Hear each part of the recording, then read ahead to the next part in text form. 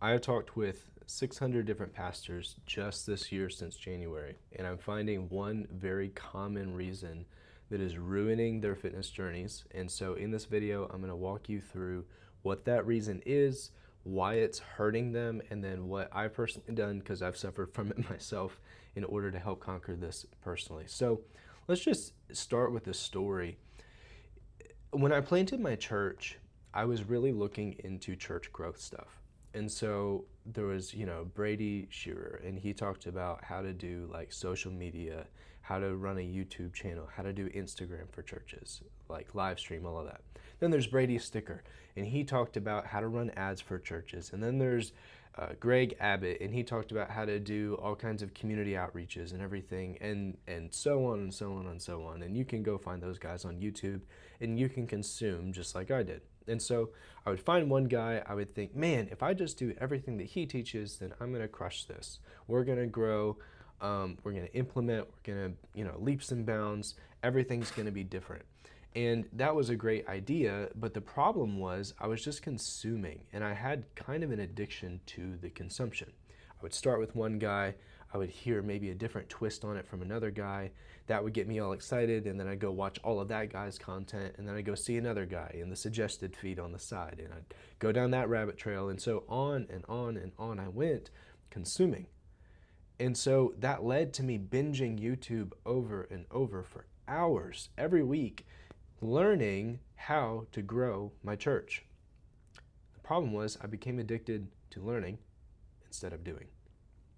And this is what I've called, or what I've seen called, productive procrastination. It feels productive. You're learning how to do something that's important.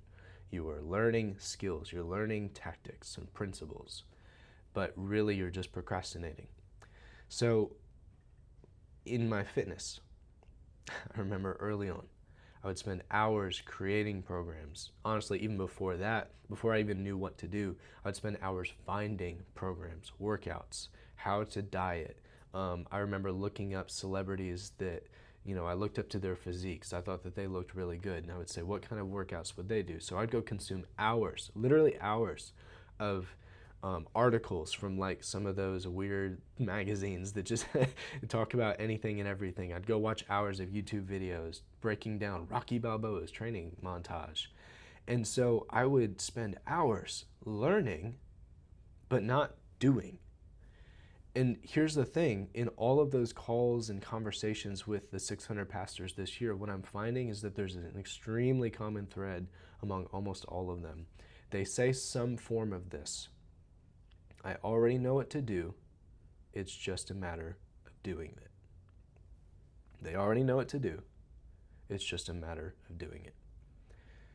What's interesting to me is that they will then break that down oftentimes and tell me about how they know they've looked into this diet and they've looked into this diet and they've done the calorie counting. And that's how they always say it. I've done the calorie counting. I've done the workout programs. I've done the P90X. I've done the insanity. I've done all of the routes that can get you to the destination. And what's interesting is that they are not where they want to be, otherwise we wouldn't be having a conversation.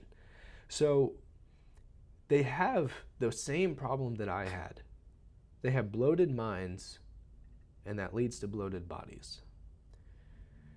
All they've done is built a consumption addiction. They've not built a process to get ahead. And so they bloated their minds, and that's led to bloated bodies. So let me tell you about the solution that I found. I heard this concept called feedback cycles. And think of it like disciplining a child. Whenever your child does something good, you try to reward that. And the sooner you pair the reward with the good action, then the more immediately they make that connection. Same thing, if they disobey, then the consequence comes quickly after that. And so they begin pairing that action with that consequence. And so the feedback helps them understand that in their mind, and that is part of bringing them up in the nurture and the admonition of the Lord. We're teaching them the way that they should go. And so this feedback cycle, I heard about it in interpersonal relationships, and I thought, well, maybe that's true about fitness. So here's what I've done practically since understanding the feedback cycles. is I've tried to implement fast feedback cycles. I say this fast because if I suppose my daughter disobeys and then like 6 hours later I give her the consequence for that disobedience, she will not, she's two, she's not going to pair those things together. It's just going to be, why am I in trouble? I didn't do anything. So you need fast feedback cycles. And in my fitness, I figured this out too. So instead of YouTubing something and spending hours and hours and hours consuming, here are the 4 things that have helped me. Number 1 is the one source rule. The one source rule states that you need to follow one source until you have solved the problem. Now, what most people do is they go watch a YouTube channel here, they go watch YouTube channels here, they go find 18 different guys that they like, and maybe you've seen all of the different fitness guys on YouTube. You go and watch and you learn, and there's a lot out there. And frankly, almost, I won't say all of them the same, but almost all of them work. And almost all of them have different variations in the way that they approach things. And the problem is, most people come to me telling me that they've seen all of the approaches and they still don't know what to do.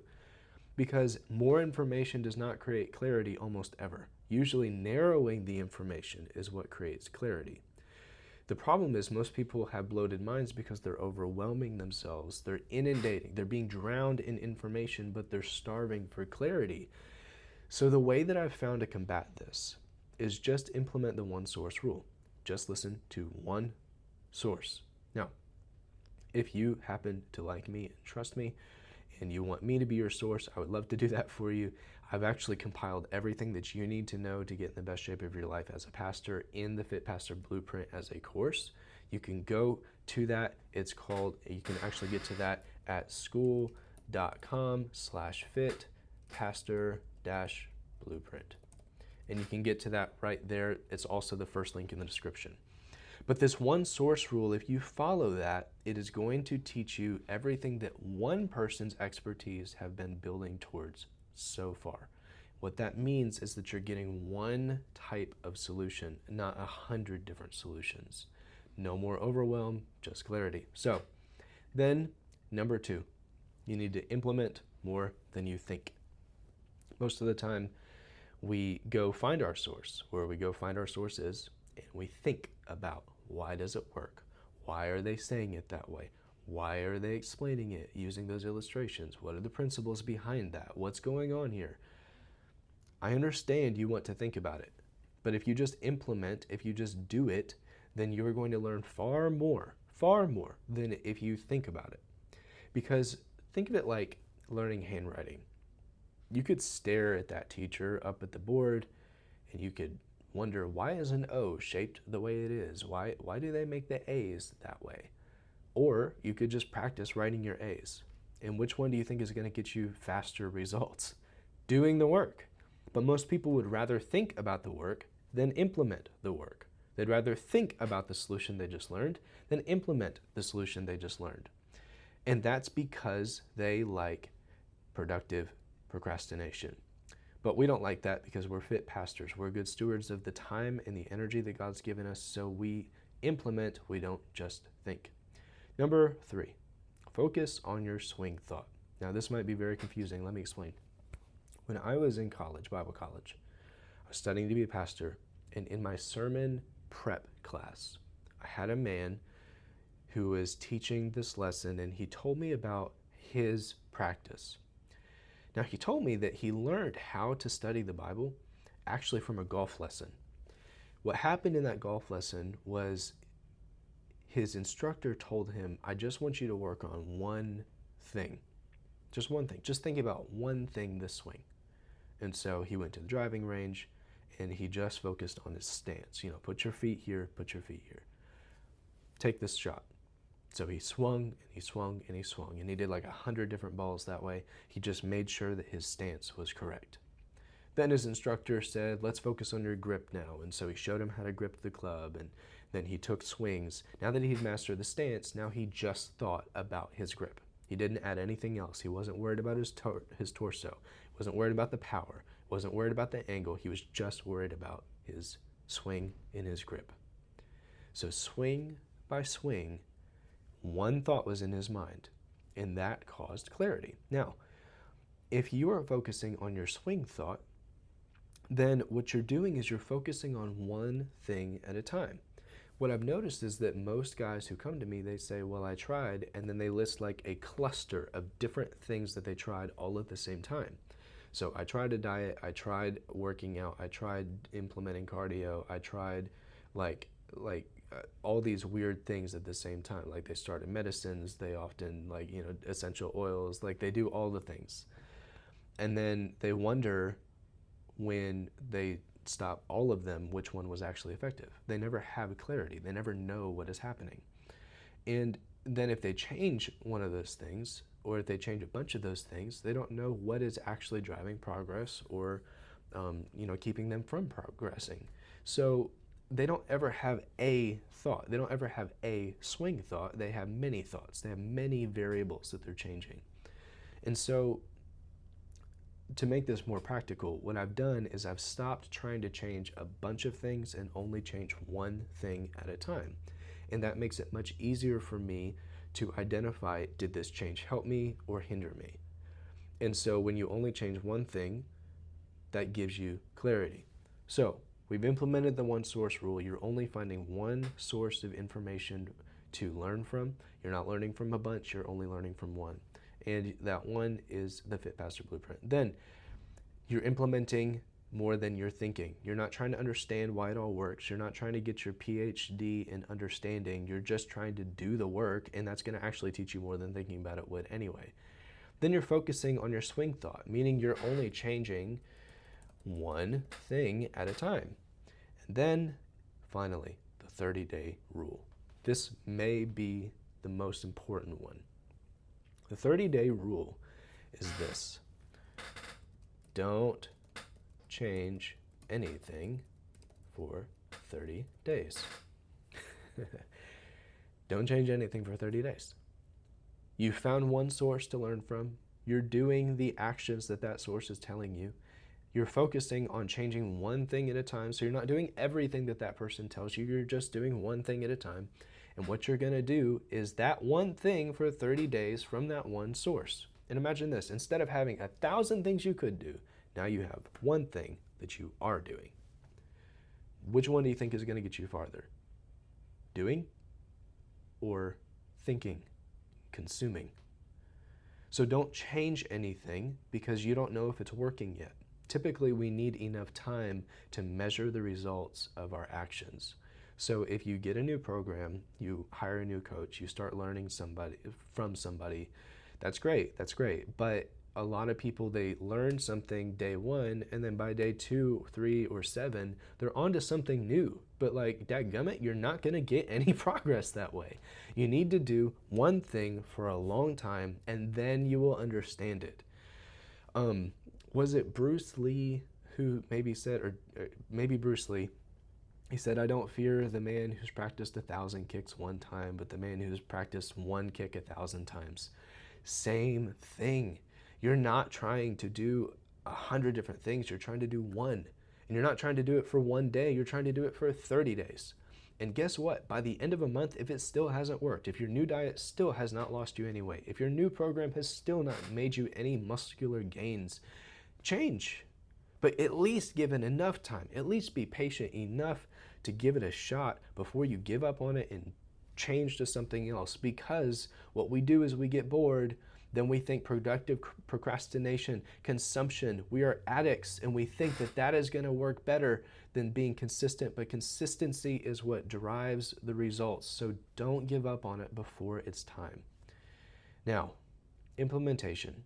Here's how this actually looks in my life. Now that you understand what things I'm doing, here's the actual process to implement this. Number 1, I find the thing holding me back. Find the thing that's holding me back. So if I've been trying a bunch of things, there will come a time when I'm not progressing. And I'm not going to try to change everything that could be fixed. I'm just going to find one thing that's the most important. This is a leverage principle. So the concept of leverage. If you have a long lever, you can move a big weight. If you have a short lever, You cannot move at big weight. So in your fitness journey, you want to make sure that you're picking the right leverage. You want to make sure that you're picking something that helps you move the farthest in your progress. The one thing that you can change that's going to make the most difference. That's when you have leverage, and that's the one thing that you're finding that holds you back. Then, number two, you need to learn the necessary info. I'm not saying don't consume. I'm just saying consume with a purpose.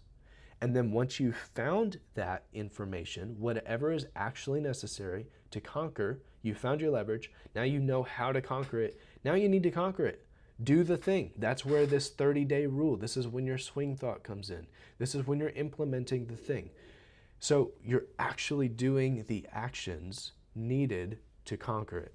And then you go, here's the problem, most people get distracted here. Either they stop conquering the thing and they shift off to something else thinking that there's something easier to conquer. It's not true, it's a lie. Or they go and find 100 different things that they could improve, and after conquering one, they go try to conquer a second one when they don't need to yet. So just go until you hit a different problem, a different high leverage problem. So go until you hit a problem that you can't get past. Then restart here, identify that thing, learn what you need to, then conquer the thing, and then you keep going until you hit a problem that you cannot overcome using the information that you have. And if you implement these 4 steps, if you use these 4 feedback cycle concepts, then you will no longer have a bloated mind. You'll have a clear mind. And over time, you will no longer have a bloated body. You'll have a fit body. And that's going to make you a fit pastor, the kind of man who stewards his body, the kind of man who knows how to get in shape and does.